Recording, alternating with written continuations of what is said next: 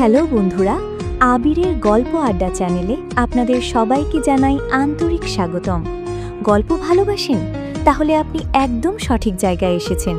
এখানে শুনতে পারবেন রোম্যান্টিক, থ্রিলার, রহস্য, হরর, ইমোশনাল এবং নানা স্বাদের দারুণ সব গল্প। তাই এখনই চ্যানেলটি সাবস্ক্রাইব করে আমাদের পরিবারের একজন সদস্য হয়ে যান। আর দেরি নয়, চলুন শুরু করা যাক আজকের গল্প। আজ আপনারা শুনছেন পিচ্চি মামাতো বোন যখন ফাজিল গার্লফ্রেন্ড গল্পের ৫ নাম্বার পর্ব। আমি নেহার দিকে তাকালাম। আমার দিকে তাকিয়ে ও মুচকি হাসল। এই মেয়ের মতলবটা কি? যখন আমাদের মাঝে ভালোবাসা ছিল তখন তো ঠিকই মাঝপথে আমাকে ফেলে চলে গিয়েছিল, আর আজ সব শেষ হয়ে যাওয়ার পর এখানে এত আলগা পিরিতি দেখানোর মানে কি? সে কি বুঝতে পারছে না যে আমি তার উপর কতটা বিরক্ত হয়ে আছি? নাকি সবকিছু জেনেও আমাকে আবার পেতে চাইছে? বিরক্তিকর্মে আমার ডান পায়ের পাতায় নেহার ঠান্ডা পায়ের স্পর্শ লেগে পুরো শরীরে এক অদ্ভুত শিহরণ তৈরি করছে। আমি বসা থেকে উঠে চলে যাব ভাবলাম, কিন্তু তাকিয়ে দেখলাম নাদিয়া ভাবি আমার দিকেই তাকিয়ে আছে। এখন হুট করে উঠে গেলে সবাই সন্দেহ করবে। কি আর করা, সকাল থেকে বাবার কথায় মেজাজটা এমনিতেই খিটখিটে হয়েছিল। তার ওপর এখন খাবার টেবিলে বসে নেহার এমন আচরণে আমি আরও বেশি বিরক্ত হচ্ছি। নেহা থেকে নিজেকে ছাড়িয়ে নেওয়ার জন্য আমি হালকা বাম পাশে সরে গেলাম। ঠিক তখনই আমার বাম পায়ের পাতায় আবারও আচমকা কারো ঠান্ডা পায়ের স্পর্শ পেলাম। আমি তখন সবে পানি খাচ্ছি, তখনই বাম পায়ে কারো স্পর্শ পেয়ে চমকে উঠে জোরে কেশে উঠলাম। কাশির চোটে আমার অবস্থা কেরোসিন। তাকিয়ে দেখি অরিন আমার দিকে তাকিয়ে মুচকি হাসছে। ধুর ভাই, জীবনটা আর ভালো লাগে না। নেহার থেকে বাঁচতে সরে আসলাম, অরিন শুরু করেছে স্পর্শ। ঠিক সেই মুহূর্তে ডান পায়ের পাতায় আবারও নেহার পায়ের স্পর্শ, আর ওদিকে বাম পায়ে অরিনের। নে ভাই, আমি তো এখন একদম নো ম্যানস ল্যান্ডে, মানে ২ চাকার চিপায় পড়ে গেছি। পরিস্থিতি দেখে হুট করেই আমার সেই বিখ্যাত দেব অভিনীত খোকা ৪২০ মুভির কথা মনে পড়ে গেল। সেখানেও তো বেটা ২ বাইকার চিপায় পড়ে এভাবে আমতা আমতা করত। ওরে, আমার এখন কি হবে রে? ঠিক তখনই আমার মাথার পেছনে বেশ জোরে একটা গাট্টা এসে পড়ে। মাইশা আমার কানের কাছে মুখ এনে ফিসফিস করে ধমকে বলল, ওই নীলুন না, তুই ভাত না খেয়ে এভাবে একবার নেহার দিকে আর আরেকবার অরিনের দিকে কেন তাকাচ্ছিস? সমস্যা কি তোর বলতো? তুই তো আগে কখনো এমন ছিলি না। মেয়ে দেখলেই তো লজ্জায় চোখ নামিয়ে নিতি, আজকে এমন করছিস কেন? বাপরে, এমনিতেই টেবিলের নিচে ২ মেয়ের পায়ের চাপে আমার জান যায় যায় অবস্থা, তার উপর আবার মাইশার এন্ট্রির কোনো সময় হলো? আমি মনে মনে বললাম, ওরে আমার মশারে, তুই প্লিজ আপাতত আমাকে বাঁচা। তোকে কিভাবে বলবো আমি ওদের দিকে কেন তাকাচ্ছি? অরিনের দিকে তাকালেও হাসি দিচ্ছে, আর নেহার দিকে তাকালেও মুখটা এমন ভঙ্গিতে রাখছে যেন সে কত ভদ্র মেয়ে, আস্ত একটা ফাজিল, অভদ্র শয়তান মেয়ে। তবে এই মুহূর্তে যেভাবেই হোক এই মাইশাকে এখান থেকে তাড়াতে হবে। ও যদি কোনোভাবে টের পেয়ে যায় বা বুঝে ফেলে যে টেবিলের নিচে অরিন আর নেহা আমার পা নিয়ে খেলা করছে, তাহলে নিশ্চিত আজ রাতেই আমার সোজা ঢাকাতে চলে যেতে হবে। কিন্তু বড় ভাইয়ার বউ ভাতের অনুষ্ঠানের জন্য আমি গ্রামে রয়ে গেছি, না হলে বিয়ের দিনই সোজা ঢাকায় যেতাম। অবশ্য কালকেই বউ ভাত, ভাইয়ার শ্বশুরবাড়ির থেকে লোক আসবে। কনে পক্ষরা তাদের বাড়িতে বড় রকমের একটা অনুষ্ঠানের আয়োজন করেছিল, কিন্তু আমি জানি আমার বাবা চাচারা আভিজাত্য দেখানোর জন্য তাদের থেকেও বড় অনুষ্ঠানের আয়োজন করবে। আমি নিজেকে সামলে মাইশার দিকে তাকিয়ে বললাম, মশা, যা তো আমার জন্য আরেকটু মাংস এনে দে। মাইশা রেগে গিয়ে বলল, ওই নীলুন না, তোকে কতবার বারণ করেছি না যে আমাকে কখনো মশা বলবি না? আমি ভেঙচি কেটে বললাম, তাহলে তুই নিজে কেন আমাকে সবসময় নীলুন না বলিস? মাই সব ২ হাত কোমরে দিয়ে বলল, তোর নামই তো নীলুন না, তা তোকে নীলুন না ছাড়া আর কি বলবো হুম? আমি বাটিটা ওর দিকে এগিয়ে দিয়ে বললাম, যা তো এবার একটু মাংস এনে দে। তোকে একটা কাজ করতে বললে তুই জীবনেও তা করবি না, খালি তর্ক জুড়বি। মাইশা মুখ বাঁকিয়ে বলল, আসছে আমার বড় অর্ডারবাজ, তুই নিজে ঘরের কোন কাজটা ঠিকমতো করিস শুনি? আমি হেসে বললাম, তোর কাজ কেন করব আমি? তুই বয়সে এখনো পিচ্চি আছিস, তাই পিচ্চিদের মতোই থাকবি। মাইশা বলল, দেখ নিলয়, আমি মোটেও পিচ্চি নয়, আমি এখন যথেষ্ট বড় হয়ে গিয়েছি। আমি খ্যাপালাম, ওলে আমাল বলো মেয়েটা রে, যা তো বড় মশা, এখন আর বেশি বকিস না, যেটা বলেছি লক্ষ্মী মেয়ের মতো চটপট সেই কাজটা কর। মাইশা জোরে বলল, পারবো না। নেহা হুট করে আমাদের কথার মাঝে বলে উঠল, আচ্ছা মাইশা, তোমাকে আর কষ্ট করে যেতে হবে না, তুমি বসো, আমাকে বাটিটা দাও, আমি নিজেই রান্নাঘর থেকে মাংস নিয়ে আসছি। নেহা হঠাৎ এমন দরদ দেখিয়ে কথাটা বলে ওঠার সাথে সাথে টেবিলে বসে থাকা সবাই খাওয়া থামিয়ে কিছুক্ষণের জন্য হা করে নেহার দিকে তাকিয়ে রইল। আমি সহ সবাই অবাক হলেও মাইশা আর অরিন অনেক বেশি বিস্ময় নিয়ে নেহার দিকে তাকাতে লাগলো। আমি মাইশাকে আরও একটু রাগানোর সুযোগ পেয়ে মাইশার দিকে বললাম, মাইশা, থাক তাহলে, তোর আর কষ্ট করে মাংস আনতে হবে না। আর নেহা আপু, আপনারও এত কষ্ট করে আমার জন্য রান্নাঘরে গিয়ে মাংস আনতে হবে না, আমাদের নাদিয়া ভাবি আমাকে মাংস এনে দেবে। এই বাড়িতে তো আমাকে কেউই একটুও ভালোবাসে না, কেবল ভাবি কত ভালো আর দয়ালু। নাদিয়া ভাবি আমার কথা শুনে কিছু একটা বলতে যাবে, তার আগেই মাইশা নেহার হাত থেকে বাটিটা এক টান মেরে কেড়ে নিয়ে মাংস আনতে সোজা রান্নাঘরের দিকে চলে গেল।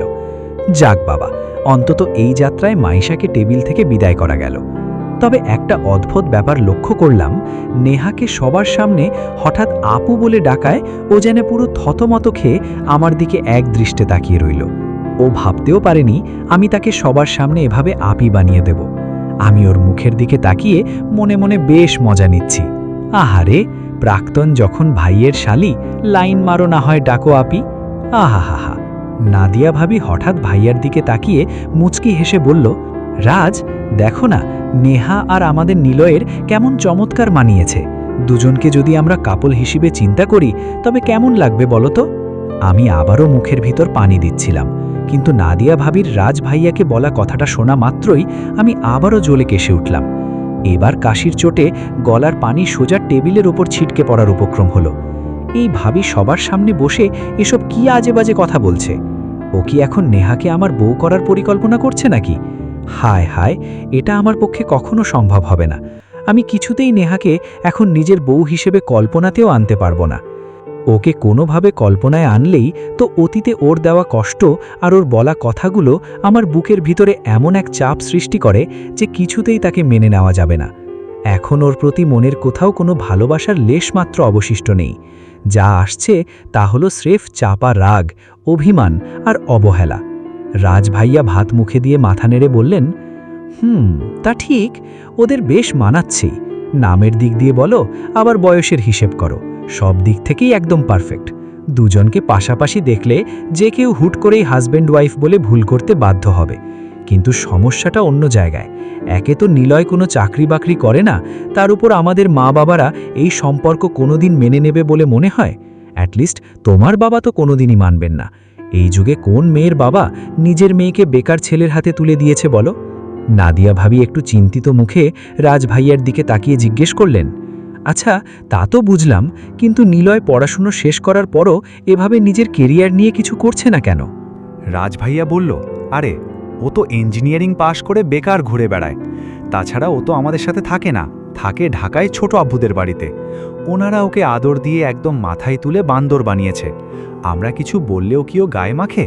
ও ঠিকই ছোট আব্বুর বাসায় আরামসে থেকে দিন পার করে দেবে। অলরেডি তো তাই দিচ্ছে। এই তো কিছুদিন আগে আমি ছোট আব্বুর সাথে এই ব্যাপারে কথা বলেছিলাম, কিন্তু ছোট আব্বু আমাকে জানিয়ে দিয়েছিল, নিলয় যখন তোমাদের ওখানে থাকে তখন ওরে যা ইচ্ছে বলতে পারো, আমার কোনো আপত্তি নেই, কিন্তু যখন সে আমার বাসায় থাকবে তখন সে আমার সন্তান। সো ওকে আমি কিভাবে রাখবো না রাখবো সেটা সম্পূর্ণ আমাদের ব্যক্তিগত ব্যাপার। এই হলো ছোট আব্বুর বক্তব্য। ওনাকে বলে কোনো লাভ নেই। নাদিয়া ভাবি মুচকি হেসে বললেন, আচ্ছা, এটা কোনো সমস্যাই না, ইঞ্জিনিয়ার তো পাশ করেছে, তাতেই চলবে।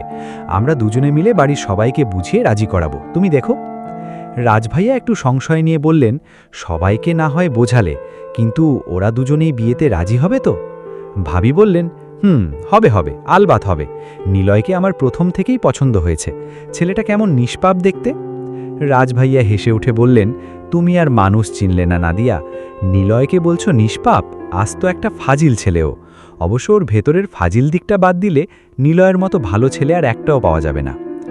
ডাইনিং টেবিলে বসে আমি কেবল কান খাড়া করে ওনাদের কথা শুনছি, আর আমার পাশে বসে যে নেহাও প্রতিটি কথা শুনছে সেটা আর বলা লাগবে না। তবে নিজের প্রশংসা ছাড়া বাকি কথাগুলো আমার কাছে যে কি বিরক্তিকর লাগলো তা প্রকাশ করার মতো না। এসবের মানেটা কি? নেহাকে আমি জীবনেও বিয়ে করব না। এই বিয়ের কথা শুনে আমার মেজাজটা আবারও খারাপ হয়ে গেল।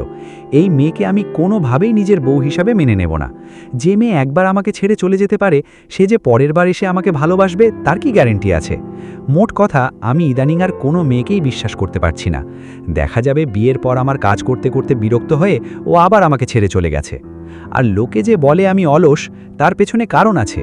ছোট আম্মু আমাকে কোনো দিনও সকালে ঘুম থেকে ডেকে তোলেনি, কোনো প্রকার শাসন বা বকাঝকাও করেনি, কেবল আদর করে ভুল ত্রুটিগুলো বুঝিয়ে বলতো। এই অতিরিক্ত আদরের কারণেই আমি হয়তো আরও বেশি অলস হয়ে গিয়েছি। ঢাকাতে যখন আমি নিজের কাপড় নিজে কাচতে যেতাম, তখনই ছোট আম্মু আমার হাত থেকে কাপড় কেড়ে নিয়ে হেসে হেসে বলতো, এখনই এত কাজ করিস না নিলয়, বিয়ের পর দেখবি তখন নিজের কাপড় কাচার পাশাপাশি তোকে তোর বৌমার কাপড়টাও কাচতে হচ্ছে। আচ্ছা নিলয়, তুই এক কাজ করিস, দুটো বিয়ে করিস, একটা বৌমা আমাদের কাছে থাকবে আর আরেকটা বৌমা গ্রামের বাড়িতে থাকবে। ছোট আম্মুর এমন আদর পেয়ে আমি বান্দর হয়েছি কিনা জানি না, তবে আমাকে তিনজন মানুষ খুব বোঝে আর চেনে: ছোট আম্মু, ছোট আব্বু আর এই দুষ্টু মাইশা। কথা বলতে বলতে সবাই এক এক করে টেবিল থেকে উঠে চলে গেল। আরাফ যাওয়ার সময় আমাকে বলল, দোস্ত, আমরা এখন বাজারের দিকে যাচ্ছি। কালকের বউ ভাতের মুষ্ঠান নিয়ে তোর আব্বুরা মিলে একটা প্ল্যান করছে। আমি আর মামুন ওদের সাথে যাব। শাওনের নাকি বাড়িতে একটু দরকারি কাজ আছে, ও পরে আসবে। তুই খাওয়া শেষ করে জলদি চলে আসিস কিন্তু নিলয়। ওরা দুজন চলে গেল। তারপর রাজ ভাইয়া আর নাদিয়া ভাবিও নিজেদের রুমে চলে গেল। ঠিক তখনই ডাইনিং রুম ফাঁকা পেয়ে নেহা আমার কাছে আসলো। নেহা আমার কানের কাছে মুখ এনে ফিসফিস করে বলল, মিস্টার প্রাক্তন, আমার সাথে মাইন্ড গেম খেলছো তো? আচ্ছা খেলো, তবে মনে রেখো, পরে ভালো করে বুঝিয়ে দেব যে এই নেহাও ভালোবাসার মাইন্ড গেম কতটা নিখুঁতভাবে খেলতে পারে। নেহা অমন রহস্যময় একটা হাসি দিয়ে টেবিল ছেড়ে চলে গেল। ও চলে যাওয়ার পর লক্ষ্য করলাম শাওন আমার দিকে সন্দেহজনক দৃষ্টিতে তাকিয়ে আছে। আসলে মানুষের অনেক বন্ধু থাকলেও বেস্ট ফ্রেন্ড কিন্তু একজন থাকে, আর আমার সেই বন্ধুটি হলো শাওন। শাওন একদম ছোটবেলা থেকেই আমাদের পরিবারের সাথেই বড় হয়েছে। আমাদের সেজো আব্বু ওকে একটু বেশি আদর করত। আর সত্যি বলতে শাওন দেখতে আমার দাদুর মতো হয়েছে। এই চেহারার মিলের কারণেই দাদি সব সময় শাওনকেই খোঁজে। আমাদের বাড়ির পাশে ওদের দুতলা মারি। ওর একটা বড় আপু আছে, বিবাহিত, মানে আমাদের সিমরান আপুর জানের বান্ধবী ছিল শাওনের সেই আপু। দুজনের আবার একই দিনে বিয়ে হয়েছিল। শাওনের দিকে তাকাবো ঠিক তখনই অরিন আমার কাছে এসে দাঁড়ালো। সে আমার দিকে কিছুক্ষণ একদৃষ্টে তাকিয়ে ঠোঁটের কোণে হালকা হেসে বলল, নিলয় সাহেব, তখন কিন্তু আমাদের পুরো কথা শেষ হয়নি। আমি একটু পরেই বাসায় চলে যাব। তবে শুনুন, আপনার ফেসবুক আইডিটা কিন্তু আমি জেনে গেছি, আবির হাসান নিলয় মিস্টার ভূত। আর আপনার যে পেজটা আছে সেখানে আপনার ফোন নাম্বারটাও দেওয়া আছে। আমি কিন্তু যে কোনো সময় আপনাকে কল করতে পারি, রেডি থাকবেন কিন্তু। কথাগুলো একনাগারে বলে অরিনও ওখান থেকে চলে গেল। এখন ডাইনিং রুমে শাওন আর আমি দুজনেই একে অপরের দিকে চেয়ে আছি। শাওনের খাওয়া তখন প্রায় শেষ পর্যায়ে। আমার পাতে এখনও একটা পুরো চালের গুঁড়ার রুটি পড়ে আছে। ওদিকে মাইশা যে রান্নাঘরে মাংস আনতে গেছে তো গেছে, আর আসার কোনো গন্ধগান নেই। এই মেয়েটাও আস্ত একটা ফাজিল হয়ে গেছে। আমি আগে শুনতাম যে খারাপ মানুষের সাথে থাকলে নাকি মানুষ খারাপ হয়, কিন্তু ফাজিল মানুষের সাথেও যে মানুষ ফাজিল হয়ে যায় সেটা এই মাইশাকে না দেখলে আমি কোনোদিনও বিশ্বাস করতাম না। শাওন হাত ধুয়ে চলে যাবে দেখে আমি ওকে আটকালাম। আমি শাওনের দিকে তাকিয়ে বললাম, কিরে, তুই ব্যস্ত নাকি? শাওন বলল, কেন রে, তোর ব্যস্ততা দিয়ে কি কাজ? তার আগে বল, তোর কাহিনীটা কি চলছে? নেহা তোকে ওভাবে কেন কথা বলল? আর বাড়ির সবাই যখন তোকে বেকার বলে অপমান করে, তুই তখন রেগে না গিয়ে ওভাবে মুচকি মুচকি হাসিস কেন? আর এই নতুন মেয়ে অরিনই বা তোর ফেসবুক আইডি আর ফোন নাম্বার নিয়ে এত মাখামাখি করছে কেন? আমি আগে জানতাম তুই একটু ফাজিল আছিস, কিন্তু মেয়ে পটানোর বিদ্যায় তুই এত বড় ওস্তাদ কবে থেকে হলি বলবি? আমি কথাটা এড়িয়ে গিয়ে বললাম, আচ্ছা ওসব ফালতু কথা বাদ দে তো, আগে যেটা জিজ্ঞেস করলাম সেটা বল, তুই এখন ফ্রি আছিস কিনা? শাওন একটা দীর্ঘশ্বাস ফেলে বলল, তুই কাজের কথা বললে বল, তোর যে কোনো দরকারে আমি ফ্রি আছি। আমি পকেট থেকে চাবিটা বের করে বললাম, তাহলে এনে চাবি, ভাইয়ার বাইকটা বের কর, আমরা নাদিয়া ভাবির বাপের বাড়ি যাব। অবাক হয়ে বলল, হঠাৎ করে ওখানে কেন? আমি গম্ভীর মুখে বললাম, দরকার আছে বলেই বলছি, চল, আর তোর যদি ব্যস্ততা থাকে তাহলে চলে যেতে পারিস, আমি একাই যাব।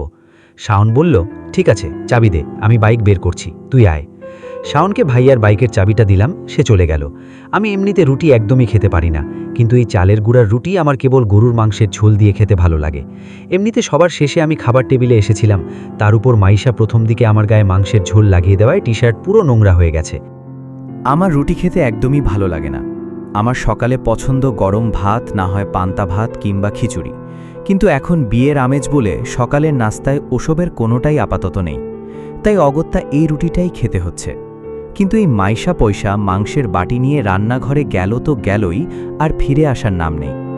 আমি বসে না থেকে রুটির প্লেটটা নিয়ে রান্নাঘরের দিকে এগোতেই ভেতর থেকে একটা চিৎকার শুনতে পেলাম। ও মা গো! চিৎকার তো শুনে আমি দৌড়ে রান্নাঘরের ভেতরে গেলাম।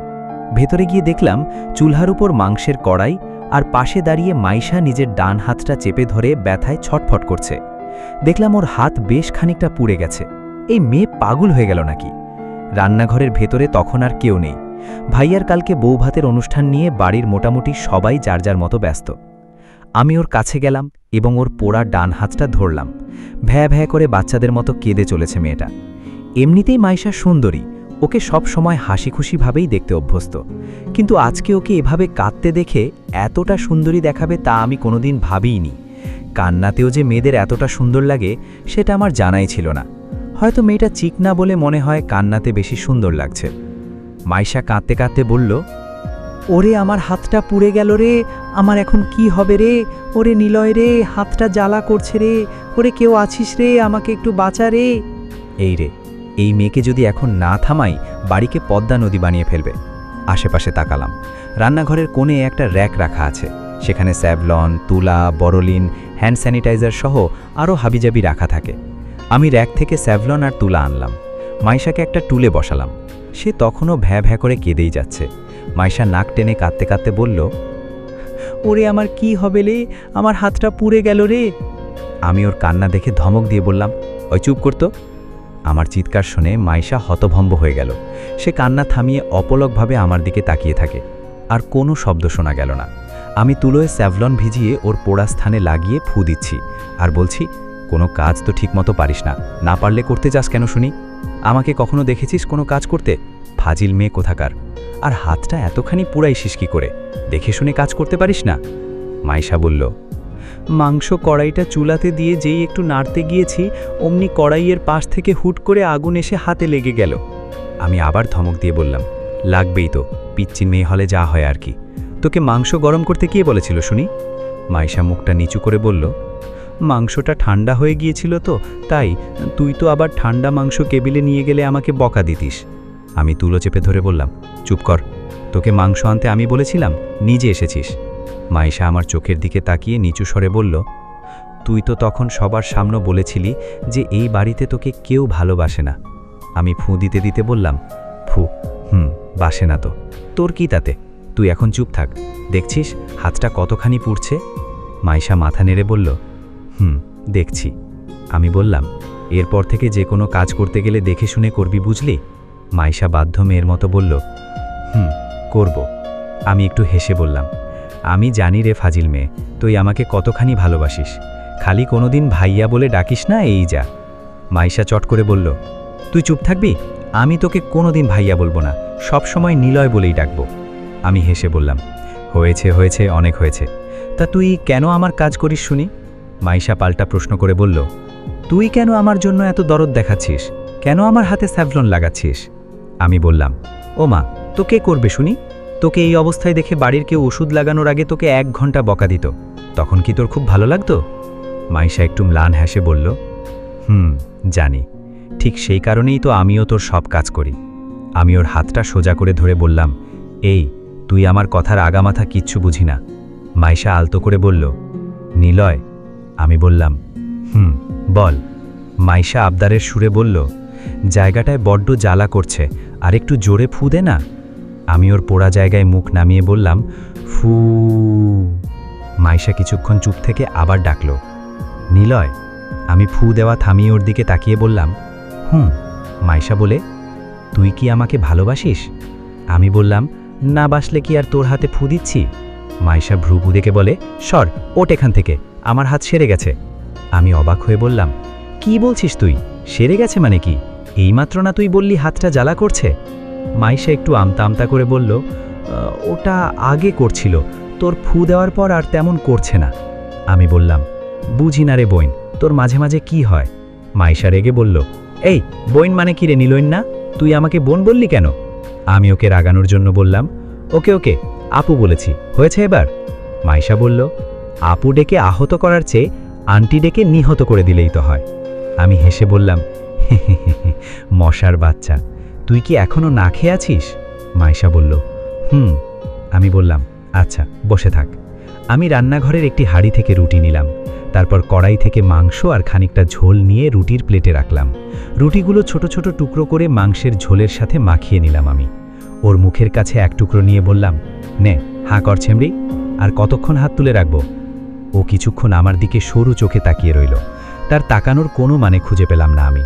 তবে ওর ডান হাতটা যেভাবে পুড়ছে, তাতে করে ও দুপুরেও নিজের হাতে খেতে পারবে কিনা কে জানে। আর মাইশা মেয়েটা যে হারে দিন দিন শুকিয়ে চিকন হচ্ছে, ও যদি এভাবে একবেলা না খেয়ে থাকে তাহলে বাতাসে শিওরও উড়ে যাবে। ও তখনও হাঁ না করে আমার দিকে তাকিয়ে আছে। আমি একটা ধমক দিয়ে বললাম, হাঁ কর ছেমড়ি, আর কতক্ষণ হাত তুলে রাখবো? মাইশা এবার হাঁ করে আমি রুটি মুখে দিয়ে বললাম, তাড়াতাড়ি চিবাতে থাক, আমার কাজ আছে। নিজে তো কাজ পারিস না, হাত পুড়িয়ে বসে আছিস। মুখে খাবার নিয়ে আধো আধো গলায় বলল, নিলয়। আমি বললাম, খেতে থাক, বেশি না বকে। মাইশা মাথা নেড়ে বলল, আমি ওকে দুটা রুটি খাইয়ে দিলাম। ও কোনো কথাও বলল না, চুপচাপ খেয়ে নিল। খাওয়া শেষে আমি পানিটাও খাইয়ে দিলাম। সে হাঁ হয়ে একদৃষ্টে আমার দিকে তাকিয়ে দেখছে। আমি গ্লাসটা রেখে বললাম, নে, এবার শোধবোধ। কাল রাতে তুই আমাকে খাইয়ে দিয়েছিলি, আর আজ আমি তোকে খাইয়ে দিলাম। তুই যে ঝগড়াটে মেয়ে, পরে কোনো কিছু শোধ না করলে ওটা নিয়ে সারা জীবন আমার সাথে ঝগড়া করতি। জিজ্ঞেস করল, কোথায় যাবি তুই এখন? আমি উঠে দাঁড়িয়ে বললাম, কাজ আছে রে মশা, যেতে হবে। মাইশা আমার জামাটা একটু টেনে ধরে বলল, আর একটু থাক না আমার সাথে। আমি বললাম, ওই যা, রুমে গিয়ে ঘুমা। আমি যাওয়ার সময় মামিকে বলে যাচ্ছি তোকে যেন সারা দিন কোনো কাজ করতে না দেয়। মাইশা বলল, আচ্ছা। আর শোন নিলয়, তোর গায়ের গেঞ্জিটা চেঞ্জ করে নিস, ওটা আমাকে দিস, আমি কেচে দেব। আমি বললাম, আমি জানি তুই আর নাজিয়া ছাড়া আমার কাপড়গুলো এই বাড়িতে কেউ কোনোদিন পরিষ্কার করে দেবে না। কথাটি বলে আমি দ্রুত রান্নাঘর থেকে বের হয়ে নিজের রুমে চলে আসলাম। গায়ের গেঞ্জিটা বদলে একটা সাদা শার্ট পরি, তার সাথে কালো রঙের একটা ব্লেজার পরি। চুলগুলো ঠিক করছি, ঠিক তখনই ফোনটা বেজে উঠল। স্ক্রিনে তাকিয়ে দেখলাম অপরিচিত নাম্বার। আমি ফোনটা রিসিভ করলাম।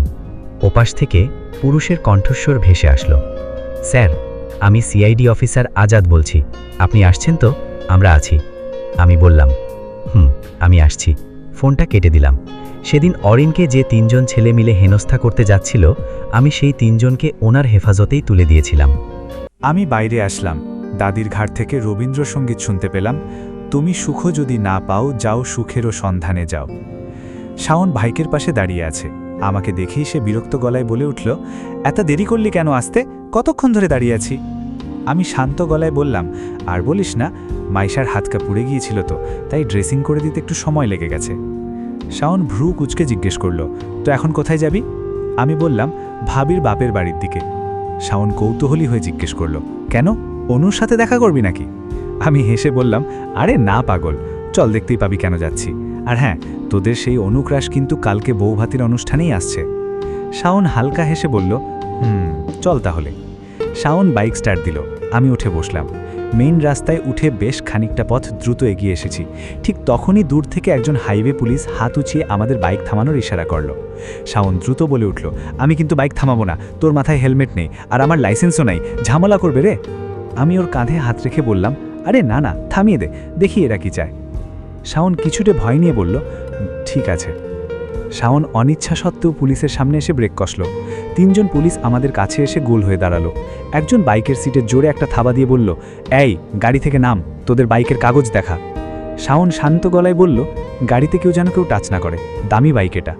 পুলিশ অফিসারটা বেশ রেগে গিয়ে বলল, কি বললি? সাহস তো কম না, কাগজ দেখা। আর তোর পেছনে এই চান্দুটার মাথায় হেলমেট নেই কেন? গাড়ি এত জোরে চালাচ্ছিস কেন? শাওন বিরক্তি নিয়ে বলল, গাড়ি আমি ঠিকঠাক গতিতেই চালাচ্ছি, আপনারা অহেতুক ঝামেলা করছেন কেন? এত কথা বলছিস কেন? নিচে নান শালা। বলে একজন পুলিশ গাড়ির পেছনে লাঠি দিয়ে জোরে বাড়ি দিল। শাওন আবারও উত্তেজিত হয়ে উঠল। বললাম না, গাড়িতে কেউ হাত দেবেন না। আমি পরিস্থিতি বুঝে শাওনকে ইশারায় থামিয়ে দিলাম। শাওন, কোনো কথা বলিস না, নেমে আয়। দুজনেই বাইক থেকে নামলাম। একজন পুলিশ আমাদের কাছে এসে দাঁড়ালো এবং বলল, পকেটে কি আছে বের কর, এত জোরে গাড়ি চালাচ্ছিস, নিশ্চয়ই ড্রাগস আছে, চটপট বের কর সব। শাওন গালি দিতে যায়, তোর। আমি ওর হাত চেপে ধরলাম, বললাম, চুপ কর। পুলিশ আমার কাছে আসলো, আমাকে সার্চ করা হয়। আমার 2 পকেটে ছিল 2টো ফোন, একটা স্যামসাং S22 Pro Plus এবং একটা সাধারণ বাটন ফোন।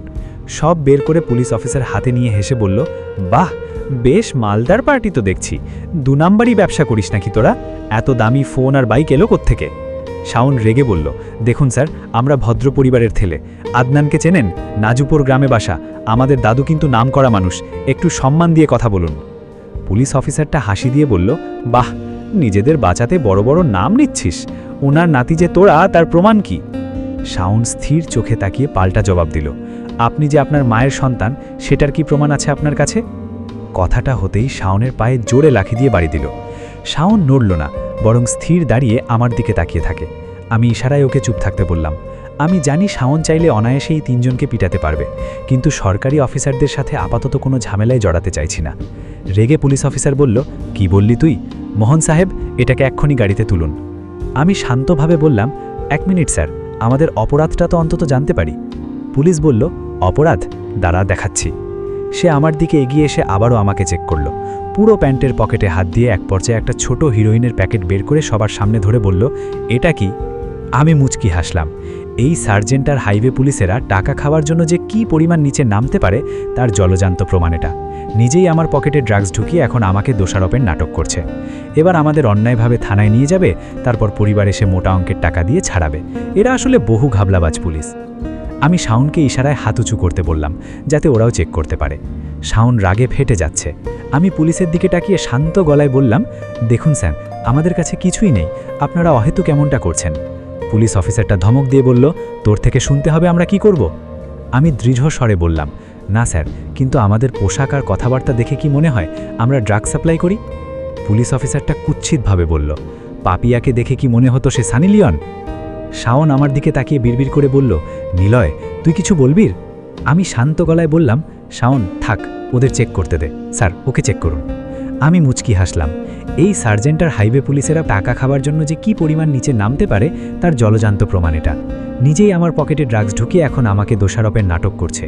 এবার আমাদের অন্যায়ভাবে থানায় নিয়ে যাবে, তারপর পরিবার এসে মোটা অঙ্কের টাকা দিয়ে ছাড়াবে।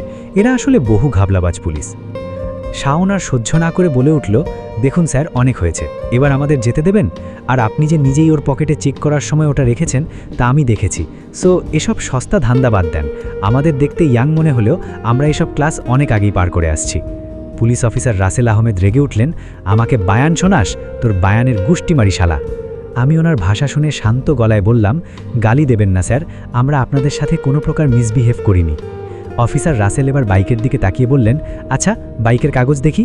শাওন সোজা জবাব দিল, দেখুন স্যার, বাইকটা আমার বড় ভাইয়ের, কাগজ লাইসেন্স সবটা ওনার নামে এবং ওনার কাছেই আছে। রাসেল আহমেদ হেসে বললেন, হা হা হা, পাগল পাইছিস?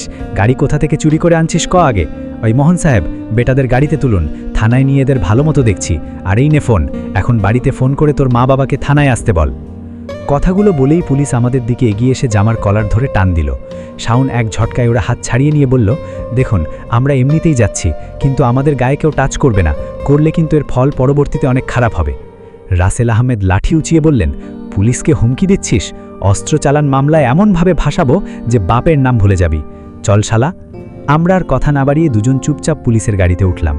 গাড়ি চলতে শুরু করতেই শাওন পকেট থেকে ফোন বের করে কাকে যেন কল দিতে যাচ্ছিল। আমি ওর হাত ধরে বারণ করলাম। শাওন আমার ওপরেই উল্টো রেগে বোম হয়ে যাচ্ছে, কিন্তু আমি শুধু হাসলাম। আমাদের পেছনে আমাদের বাইকটা চালিয়ে রাসেল আহমেদ আসছে। আমি পকেট থেকে আমার বাটন ফোনটা বের করলাম, শাওনকে বললাম সামনে তাকাতে। তারপর ছোট করে একটা মেসেজ টাইপ করে পাঠিয়ে দিলাম একটা নাম্বারে। গ্রামের রাস্তা থেকে থানার দূরত্ব বেশ অনেকটাই।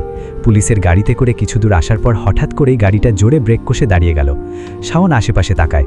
পেছন থেকে রাসেল সাহেব গাড়ির কাছে এসে বিরক্ত হয়ে বললেন, কি হয়েছে মোহন? সামনে ড্রাইভিং সিটে থাকা মোহন থতমত খেয়ে বললেন, স্যার, সামনে এমপি সাহেব দাঁড়িয়ে আছেন। কথাটা শোনা মাত্রই রাসেলকে দেখলাম দৌড়ে সামনে এগিয়ে গেল। পরিস্থিতি দেখার জন্য আমরাও নেমে সামনে এগিয়ে গেলাম। রাসেল এমপিকে স্যালিউট করে দাঁড়াতেই অচাম্বাক এমপি কষে একটা চর মারল রাসেলের গালে। রাসেল আহমেদ চর খেয়ে হতভম্ব হয়ে গালে হাত দিয়ে দাঁড়িয়ে থাকল। সামনে তাকিয়ে দেখি 4 জন চেয়ারম্যান, মেম্বার, এমপি সাহেব সহ পুলিশের 4-5টা গাড়ি পুরো মেন রাস্তা ব্লক করে দাঁড়িয়ে আছে।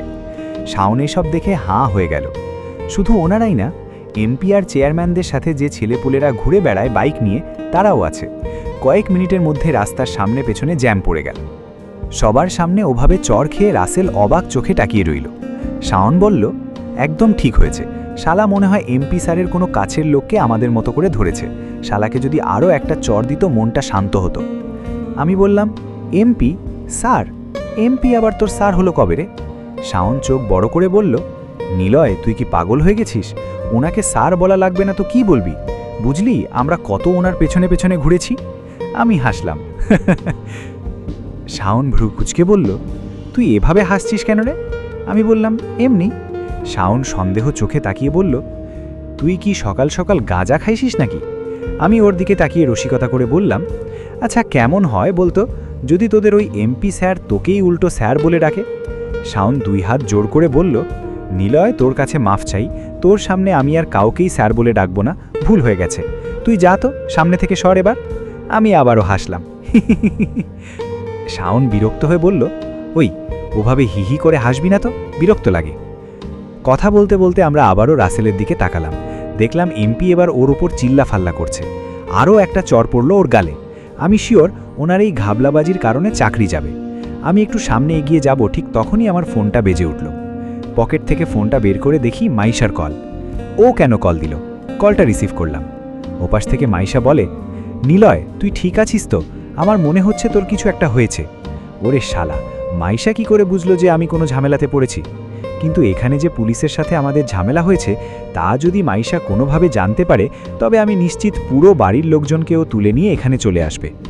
আমি স্বাভাবিকভাবে বললাম, আরে না মশা, আমি ঠিক আছি, এখন একটু বিজি আছি তো, আমি তোকে একটু পরে ফ্রি হয়ে কল করব। মাইশা ওপাশ থেকে বলে, আচ্ছা, আর আরেকটা কথা শোন, অরিন কিন্তু বাড়ি চলে গেছে। ও তোকে যে কোনো সময় কল দিতে পারে, কিন্তু তুই ওর কল রিসিভ করবি না বলে দিলাম। আমি বললাম, আচ্ছা রাখছি। কল কেটে দিলাম।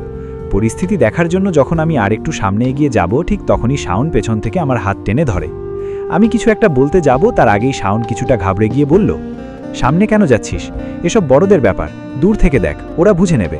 আর তুই চিন্তা করিস না, এমপি স্যার হয়তো আমাকে দেখলে চিনতেও পারে। আমি ওনাকে আমার আব্বুর নাম বলে ওনাকে বুঝিয়ে সুঝিয়ে এই রাসেল হারামির কাছ থেকে বেঁচে ফেরার একটা ব্যবস্থা করব। আমি হাসলাম। শাওন চোখ রাঙিয়ে বলল, ওভাবে হাসছিস কেন তুই? উনি শুনতে পাবে তো, চুপ কর। আমি বললাম, আচ্ছা বেশ ভালো। শাওনের রাগাতে আমার ভীষণ মজা লাগছে। আমি শাওনের দিকে তাকিয়ে বললাম, চল না সামনে যে দেখি ওখানে কি হচ্ছে। শাওন একটা দীর্ঘশ্বাস ফেলে বলল, আচ্ছা চল, তবে রেডি থাকিস, এমপি সাহেবকে দুজনে মিলে রিকোয়েস্ট করতে হবে। আমি বললাম, চল দেখা যাক। আমরা পা বাড়াবো, ঠিক তখনই ফোনটা আবার বেজে উঠল। ছোট আম্মুর কল। আমি রিসিভ করতেই ওপাশ থেকে শুনি, নিলয় তুই কবে আসবি বাবা? কেমন যেন ফাঁকা ফাঁকা লাগছে আমার, তুই জলদি চলে আয়। আমি হাসি হাসি মুখে বললাম, চিন্তা করো না আম্মু, ভাইয়ার বৌভাতের অনুষ্ঠান শেষ হবার ঠিক 2 দিন পরেই আমি সোজা তোমাদের কাছে চলে আসব। এই বলেই ফোনটা কেটে দিলাম। আসলে আপাতত আমার সামনে কি হচ্ছে সেটা দেখার প্রতি ইন্টারেস্ট বেশি। আমি শাওনের হাতটা টেনে গেলাম সেদিকে। তখন এমপি রাসেলকে চিৎকার করে বলছে, এত বড় ভুল তুমি কেন করেছো শুনি? কাদের না জেনে বুঝে ধরেছ? জানো ওনারা কারা? শাওন বলল, দেখছিস নিলয়, বললাম না এই রাসেল হারামি নিশ্চিত ওনার দলেরই কোনো লোককে আমাদের মতো করে অন্যায়ভাবে ধরেছে। নে এবার বোঝ, অকারণে ভুলভাল লোকদের ক্ষমতা দেখালে কেমন মার খেতে হয়। তবে নিলয়, আমার না এখন অনেক আফসোস হচ্ছে রে। আমি একটু অবাক হয়ে বললাম, কিসের জন্য আফসোস হচ্ছে তোর? শাওন আক্ষেপের সুরে বলল, আজ যদি আমাদের এমন কোনো ক্ষমতাশালী লোক থাকতো যে আমাদের ধরার সাথে সাথেই একটা ফোন দিতাম আর থানায় নিয়ে যাওয়ার আগেই আমাদের এসে ছাড়িয়ে নিত। অবশ্য তোর আব্বু চাচারা তো অনেক বড় লোক, ওনারা আছে, কিন্তু আমার আব্বু তো জীবনেও এসব ঝামেলায় আমাকে বাঁচাতে আসবে না। তবে এসব কথা যদি আমাদের বাসায় জানতে পারে, তবে দুজনকে বাড়ি থেকে লাথি মেরে বের করে দেবে। আমি যেভাবে হোক ম্যানেজ করতে পারবো, কিন্তু তোর বাপ চাচারা যেমন কড়া, বাপরে বাপ, ভাবলেই তো হাত পা কাঁপছে। কি যে হবে আমাদের! শালা বাইকের চাবি কাছে থাকলে এতক্ষণ ভাগতাম। আমি একটু গম্ভীর হয়ে বললাম, সেটা ঠিক বলেছিস, কিন্তু তুই কেমন লোক চাচ্ছিস? শাওন বলল, কোনো পাওয়ারফুল লোক। আমি বললাম, সত্যি কি এমন কোনো লোক নেই তোর? শাওন হতাশ হয়ে মাথা নেড়ে বলল, না রে ভাই, নেই। আমাদের মতো সাধারণের খোঁজ কে রাখে? আমি আবার জিজ্ঞেস করলাম, তাহলে তুই তখন কাকে ফোন করতে যাচ্ছিলি? শাওন বলল, ও এলাকার এক বড় ভাইকে, সে একটু আদোপাদো রাজনীতি করে, নেতা টাইপ আর কি। আমি হেসে বললাম, ফোন দিলে আসতো, নাকি বলতো ছোট ভাই চিন্তা করো না আসছি, তারপর আর আসতো না? শাওন মুখ কালো করে বলল, জানি না রে ভাই, জীবনে আসলে কি যে করলাম। আমি বললাম, কেন, এত বছর ধরে পড়াশোনা করলি আর এখন বেকার ঘুরে বেড়াচ্ছিস, আর কি করছিস? শাওন রেগে গিয়ে বলল, ধুর, তোর সবসময় ফাজলামো করতে ভালো লাগে তাই না? শাওনের কথা শুনে আমার খুব হাসি পাচ্ছিল। আমি নিজেকে সামলে নিয়ে আর হাসলাম না, কিন্তু ফোনটা আবারও বাজতে শুরু করে। এবার মেজাজটা আসলেই খারাপ হয়ে গেল। আমি আর স্ক্রিনের দিকে না দেখে রিসিভ করে বললাম, আমি এখন ব্যস্ত আছি, কাজ করছি একটা, এতবার ফোন দিতে হয়? ওপাশ থেকে গম্ভীর গলায় বলা হলো, নিলয়, কথা বলার আগে অন্তত নাম্বারটা দেখে রিসিভ করতে শিখবা। আর তোমার এখন কি এমন জরুরি কাজ পড়লো শুনি? এখানে ওখানে বেকার ঘুরে বেড়ানোর ছাড়া তোমার তো কোনো কাজ নেই। আমি বললাম, আব্বা আপনি? না মানে আমি আসলে বুঝতে পারিনি, আমি ভাবলাম অন্য কেউ। আব্বা বললেন, কোথায় আছো তুমি এখন? আমরা সবাই বাড়িতে বসে আছি, তোমার মামা তোমার সাথে কি যেন কথা বলবে, শোনো ওনার কথা। মামা ফোনটা হাতে নিয়ে বললেন, হ্যালো নিলয়, শুনলাম মাইশার হাত নাকি পুড়ছে, তুই আসার সময় পোড়া ক্ষতের মলম বা ওষুধ নিয়ে আসবি। আর হ্যাঁ, কালকের বউ ভাতের জন্য নাদিয়াদের বাড়ির সবাইকে দাওয়াত দেওয়া হয়েছে। কিন্তু তোর মনে আছে রাজকে যখন একটা লোক কোলে করে বিয়ের আসরে নিয়ে গেছিল, উনি হলো নাদিয়ার দাদু, ওনাকে নাকি ফোনের দাওয়াতে আনা যাবে না, উনি নাকি এতে মাইন্ড করবেন। এটা কি কথা হলো? যুগ এখন পাল্টে গেছে। যাই হোক, বুড়ো মানুষ, তুই ওনাদের বাড়িতে যেয়ে ওনাকে ভালো করে দাওয়াতটা দিয়ে আসিস। আর হ্যাঁ, মাইশার জন্য ওষুধ আনতে ভুলবি না। আর তুই আছিস কোথায় এখন? তোর চারপাশ থেকে এত চিৎকার কিসের? আমি বললাম, কিছু না মামা, রাস্তায় একটু জ্যামে আটকে আছি। আচ্ছা রাখছি। মামা বললেন, ফোনটা কেটে দিলাম। এবার মেজাজের 18 বেজে গেছে। এই পুলিশের ফালতু ঝামেলায় পড়ে কাজের কাজ কোনোটাই হলো না, উল্টো এখন নতুন কাজের বোঝা ঘাড়ে চাপল। অসহ্য। আমি আর দাঁড়িয়ে না থেকে ভিড় ঠেলে আরও সামনে এগিয়ে গেলাম।